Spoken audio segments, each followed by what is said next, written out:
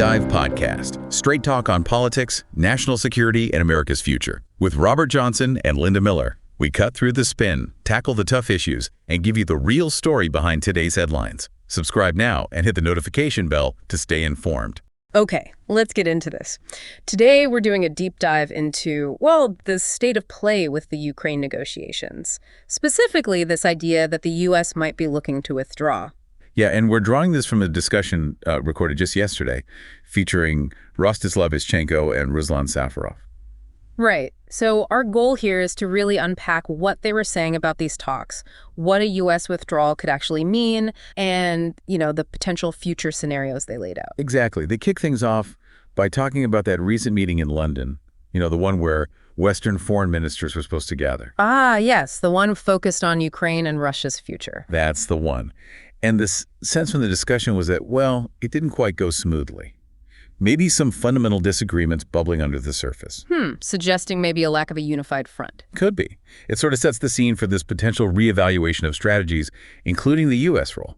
Okay, so that leads directly into the next big point. Yeah. This possibility that the U.S. might actually pull out of the negotiations altogether. How is that framed in their talk? Well, interestingly, not really as a threat.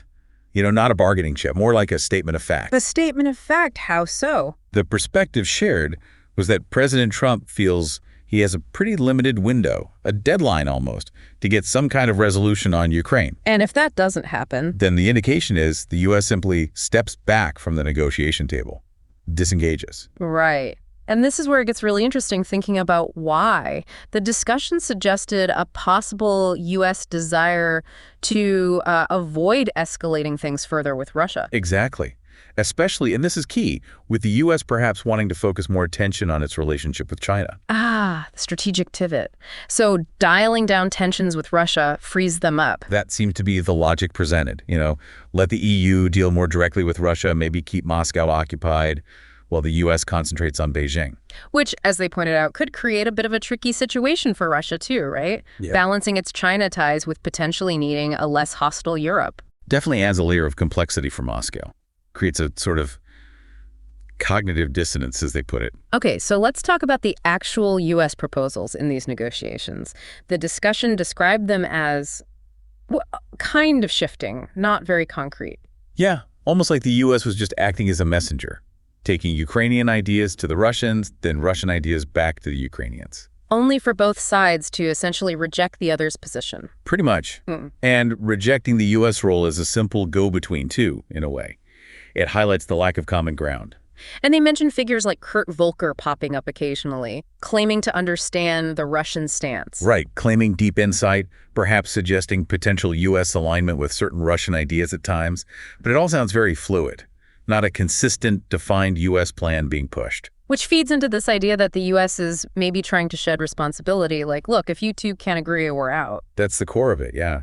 It seems like a departure from maybe earlier U.S. aims, like significantly weakening Russia. That didn't fully happen, perhaps? So now the thinking is, pivot to China, leave Europe and Ukraine to sort out the aftermath. That's certainly the interpretation offered in the discussion, a reassessment of priorities. Okay, so this naturally brings up the possibility of peace, but maybe on terms more favorable to Russia. And the discussion suggested President Trump might actually find that acceptable. It sounds pragmatic, doesn't it? The idea being Russia might not be totally against a deal where Ukraine keeps a chunk of territory, but with conditions, obviously. And Trump's view might be, urge Ukraine to take that kind of deal to avoid losing even more. Potentially.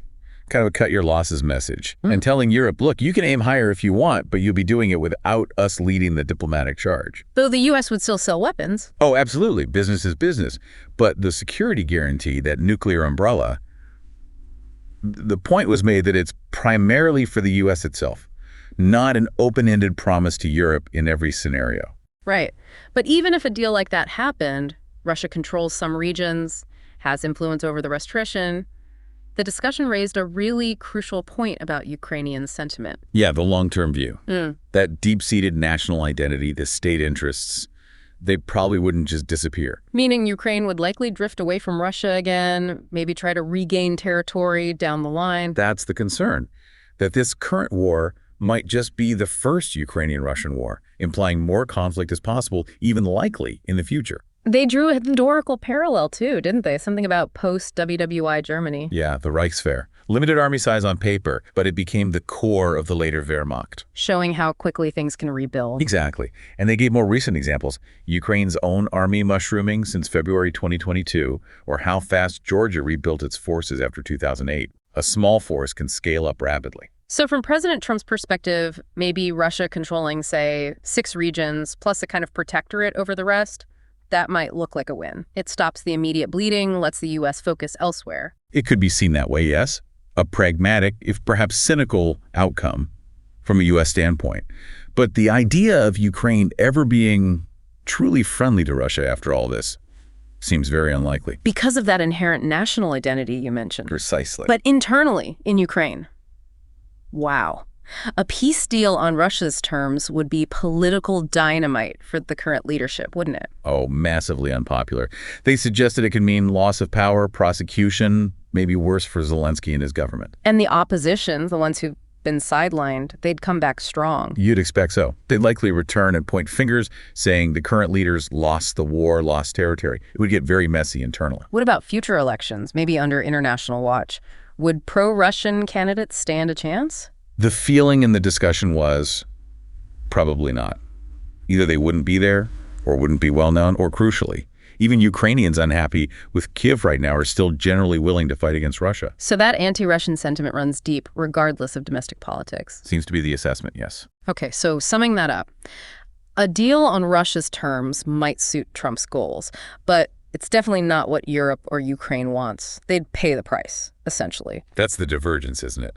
Europe would likely get stuck with the bill for rebuilding whatever's left of Ukraine outside Russian control.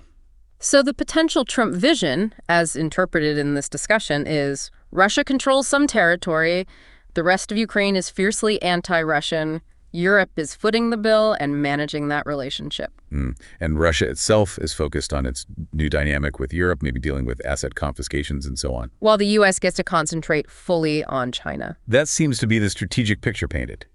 The U.S. maximizing its advantage, whatever the outcome in Ukraine itself. And the U.S. isn't necessarily pushing for this outcome, are they? More like letting it happen if the parties involved go that way. Exactly.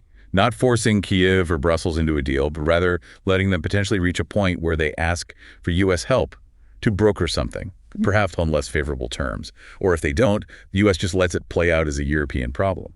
Meanwhile, Russia's playing its own long game, using the time to maybe set up conditions for long-term control over Ukraine and pull Europe's economy closer. That's another angle they explored.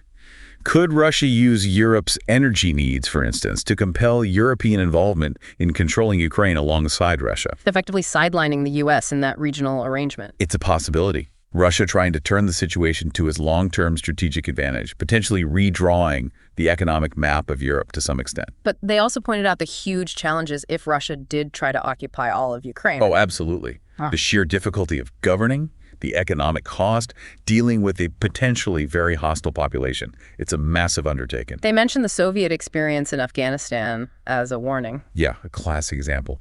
And just the scale managing a territory the size of Ukraine, population-wise comparable to Moscow. The resources required are immense. Initial promises to local elites often crumble when geopolitics shift anyway. So even if Russia won on paper, holding it would be another story. A very difficult story. Okay, and finally, they touched upon the nature of any potential agreement.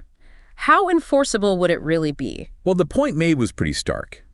In international law, ultimately power is the guarantor. Meaning, agreements hold either because one side is strong enough to enforce them or because it's genuinely in everyone's mutual interest to keep them. But if it stops being beneficial for a powerful player... And they have the strength to ignore or break it, history suggests they probably will. They give examples like Soviet promises in Iran or Afghanistan that didn't last when circumstances changed. So any guarantees are only as good as the underlying power dynamics and interests allow. That's the realist take, essentially. Power and interest dictate outcomes more than signed papers. Wow. Okay, so quite a complex picture painted there. We've really unpacked the potential dynamics around U.S. withdrawal, the motivations, the possible outcomes for everyone involved, all based on that discussion. Yeah, it definitely highlights the competing interests and the sheer uncertainty surrounding Ukraine's future, Europe's role, and the wider global balance. It really drives home how crucial it is to understand those underlying power plays and national interests when you're trying to figure out where conflicts like this might be heading. Lots to think about. Indeed. The long-term consequences are far from clear. Subscribe to our podcast on Spotify, Apple Podcasts, and YouTube. We are here to make things clear. New episodes every day.